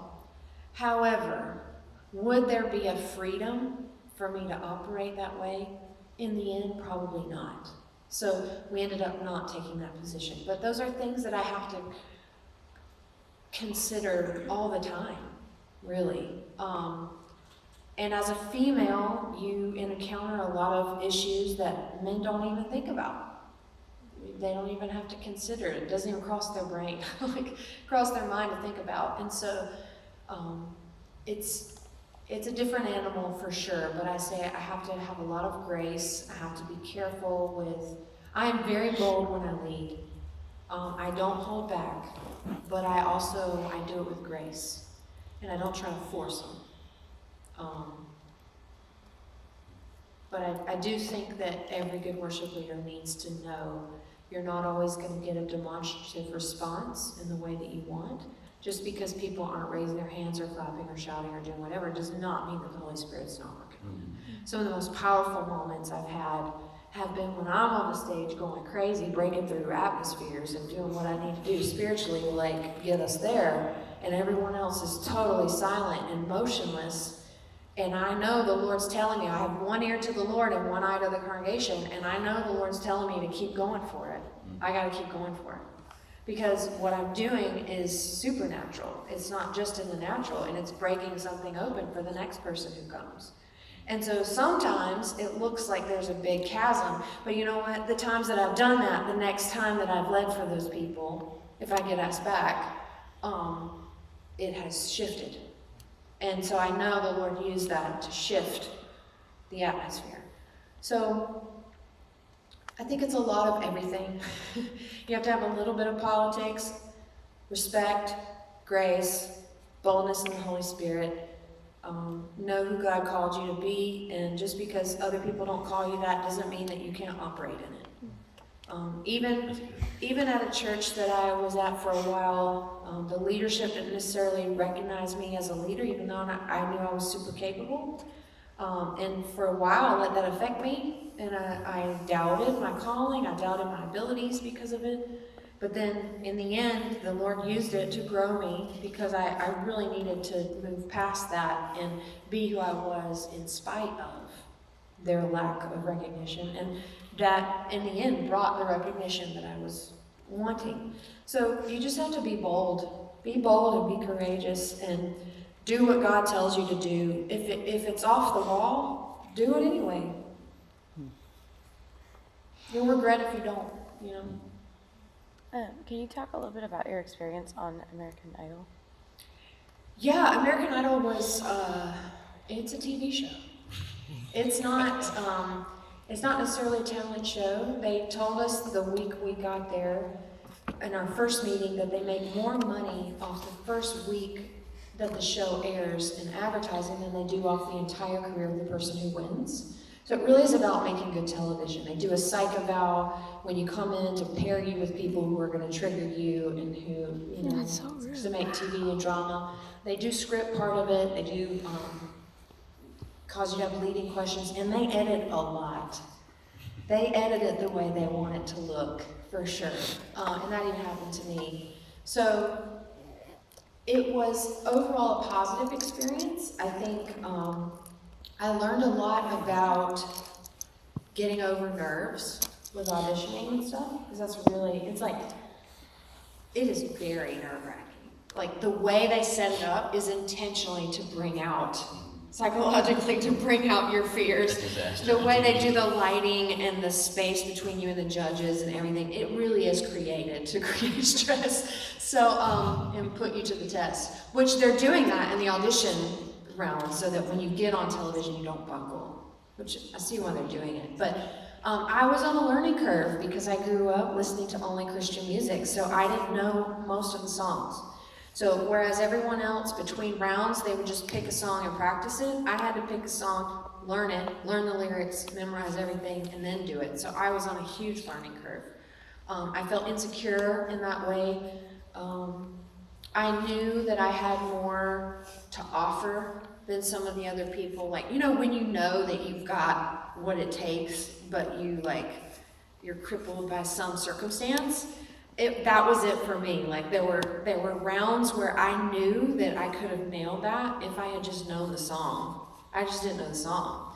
So, overall, it was a really good experience, but it definitely taught me about show business, about how things look good on TV, but when you look behind them, they're like duct taped together and it's plastic, it's really cheap, and it's all smoke and mirrors, in a sense. And it is like shows like The Voice and stuff. I'm not gonna say it's rigged, but there are aspects of it that are for sure decided on by the producers, And so it's not a talent show. I mean, I wouldn't, if anyone was gonna audition, I wouldn't say put all of your eggs in that basket, because it's like, when I got cut, Ellen DeGeneres was my guest judge, and she came up to me after the show and she was like, Tasha, you were amazing. She was like, I hope you keep singing, and I hope I end up putting you on my show one day and all this stuff. And she said, she's so kind, but she said, you were just too healthy. This other girl cried all the time, so she got more camera time. So, because I was being cast against this other girl, and I saw the production sheet, so I knew who I was being picked against.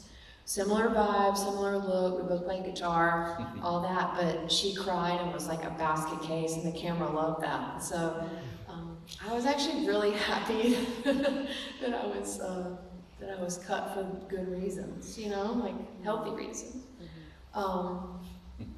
But yeah, Tori and I were cut the same day, and I thought, y'all know Tori Kelly. Y'all crazy. This girl is gonna be huge. And they cut Lauren the first day of Hollywood Week. She didn't even make it through any of the days. And I was like, y'all are crazy. So I knew it. She's the only one that's played on mainstream radio now. So. Lauren Daigle. Lauren Daigle, yeah. Wow. Is there any other Lauren? No. Okay, so what? Go ahead, Chris. More question about sessions. So songwriting, session songwriting is something I'm super interested in. But I feel like I'm bound because of location that I do. In terms of getting a foot in the door everywhere. So what would you could you speak to that? Couple things I'd say to that. I was serving at a little no-name church in Northridge, California when I got the call for Katie. I didn't get those connections through Idol. I didn't, I was faithful where I was. And I played my guitar and sang songs in my room every night. And just did it myself. And then, there's a reason Scripture says your gift will take you before kings. And I think about David, about how he meditated on God's word day and night, and he played music out in the field by himself, and did that for so many. And then he ends up, enlisting 4,000 musicians for the temple.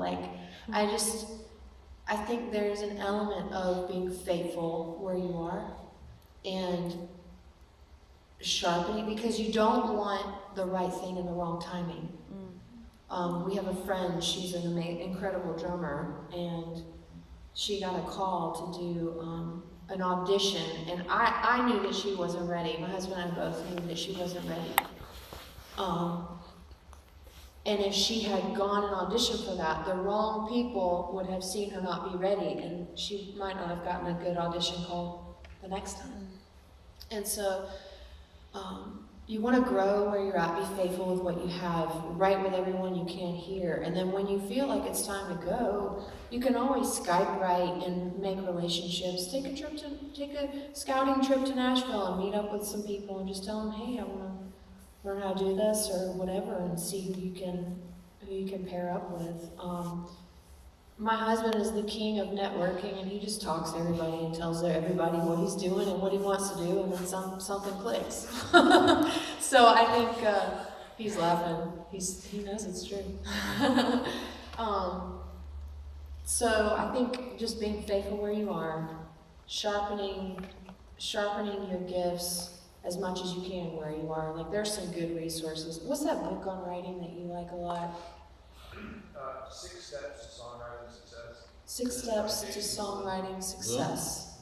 It's just a really easy read.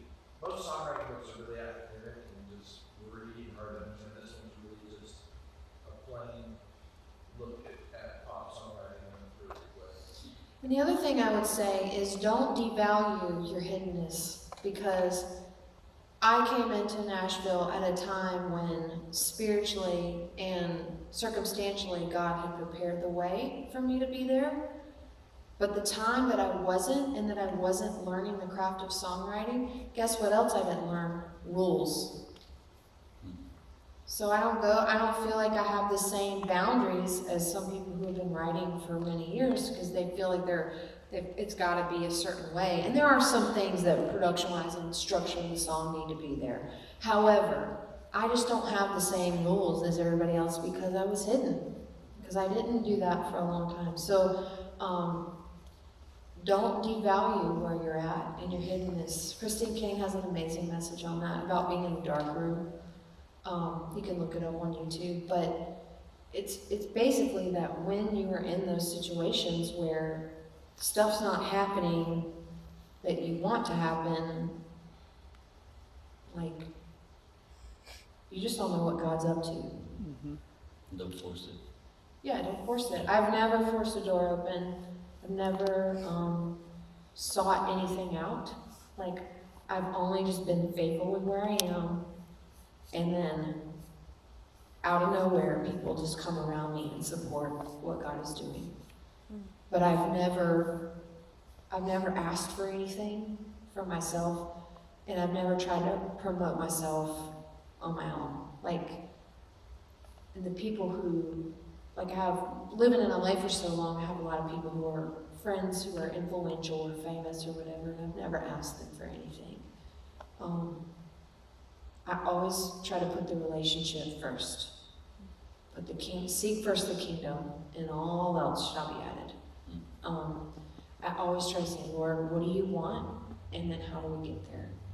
And I'm in a different season now where I've lived my life kind of, not by the seat of my pants, but definitely led by the Spirit up until now. And I think the season that I'm in right now is a little bit different, where God is wanting me to set some concrete goals and lead in a different capacity. But I think that has served me well over life, just to be led by the Holy Spirit and trust His timing. So good. What role has your family played in your career, and like, have they always supported what you wanted to do? My family has been super supportive. They're my biggest fans. I mean, great. But like I said, we grew up poor, so they couldn't give any resources. I always wanted piano lessons. I always wanted music lessons. I paid my own way through college and graduate school. Like, they couldn't really help me. But they haven't bucked against anything I've wanted to do, which is great. As far as my family now, as my husband, I couldn't do anything. Keith, I mean, he does everything. He's, my producer. He writes with me, he plays with me, he travels with me, he carries my bag. I mean, I couldn't do anything without him. So it takes a team, it takes a village. And where I'm at in my career right now, I have a booking agent, I have a management team, I have a label, I have a publicist, I have all these pieces that are necessary. And, even working for Katie, I realized it takes a village. Even her makeup. It takes like 4 people to do all her makeup and her hair. It's like, and I used to walk in sometimes, she'd be in the dresser, she has a dental chair that she lays in so she can like sleep while they do her makeup. Because you think that's a lot of time that you could be resting when they're doing hair and makeup. So she lays in this dental chair that she's got all tricked out, and like, whenever I would come in, she's like, it takes the village, girl. It takes the village. Because it took so many people to get her ready, and it wasn't just her. She's the driving force. She's steering the ship. Don't get me wrong. She's a strong person, and she is street smart, and she will cut you.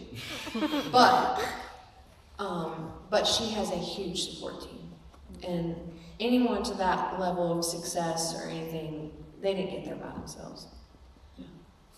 It's a whole team. But people on my team are they're more talented, they're more gifted, they're like better than me. And that's why I get to do what I get to do, because they're awesome. Okay. Any other questions before we close down? Yeah, last one. Do you think you'll ever go back to school and get those 2 degrees or those 2 classes so you can? I kind of like joking about being a music school dropout, so I don't know if I'll ever do that one.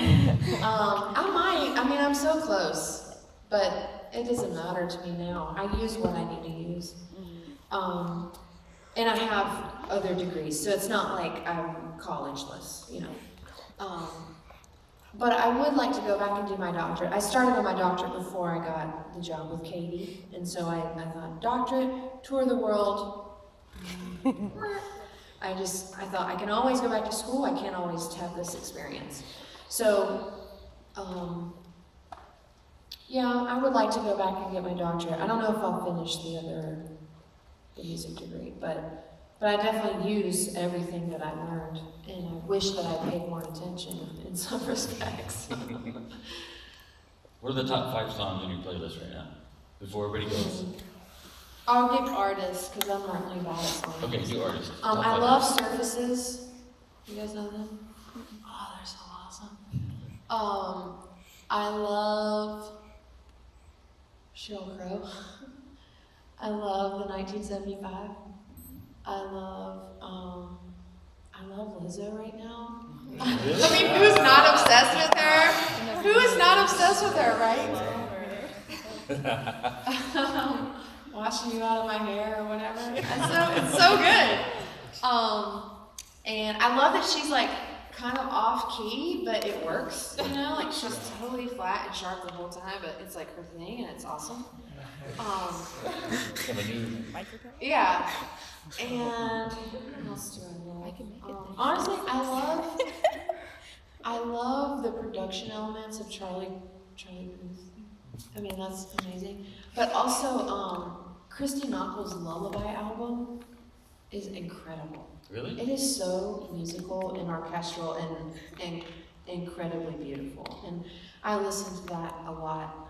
Yeah. Yeah. It's very peaceful. Christy's voice is like a buttered up angel. I mean, it's incredible.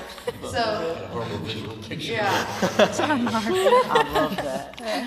He's from Ohio, and they have this has nothing to do with anything.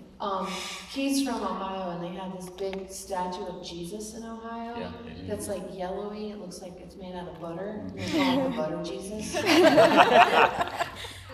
Yeah, it's really weird. But yeah, I have a very vast array of musical taste, and I love indie bands like No One's Heard Of. On the Christian side, I like Christian Carcamo.